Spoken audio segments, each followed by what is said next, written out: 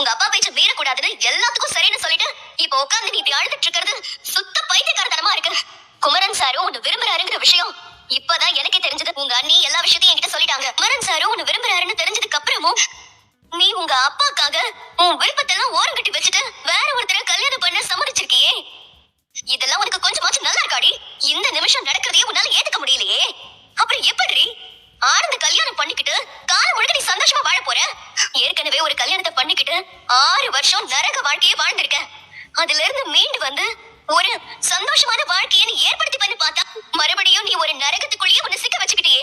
இதெல்லாம் உனக்கு சுத்த பைத்தியக்காரத்தனமா தெரியலையா? இத பத்தி எல்லாம் பேச வேண்டிய நேரத்தையும் காலத்தையும் நம்ம கடந்து வந்துட்டோம். இப்ப விடிஞ்சா கல்யாணம். இந்த நேரத்துல இத பத்தி எல்லாம் பேசி யாரு காதலையாவது போய் அது விழுந்துச்சுன்னா தேவையில்லாத பிரச்சனை தான் ஆகும். அப்போ இவ இப்படி எல்லாம் பண்ணிட்டு இருக்கிறது நீங்களும் சப்போர்ட் பண்றீங்களா? நீ ஐயோ, நான் சப்போர்ட்லாம் பண்ணல குணா. குமரன் சாரும் ஆனந்தியும் ஒருத்தர் விரும்பின விஷயத்த பத்தி இப்ப நாம ஏதோ பேச வேண்டாம்னு தான் சொல்றேன். நிலைமை நம்ம கை மீறி போயிடுச்சு. இங்க பாரு, ஆனந்திக்கு மட்டும் ஏற்கனவே ஒரு வாழ்க்கை இல்லாம இருந்திருந்தா நாம ரொம்ப தைரியமா குமரன் சார ஆனந்திக்காக பேசியிருக்க முடியும். ஆனா அப்படி இல்லாதப்போ அவங்க வீட்ல இத ஒத்துக்குவாங்களா? நீயே சொல்ல, நம்ம என்ன பண்ண முடியும்? ஐயோ, எதுவும் பேசாதீங்க. என் காதுல எந்த வார்த்தையும் விழ வேண்டாம். என்னால எதையும் தாங்கிக்க முடியாது.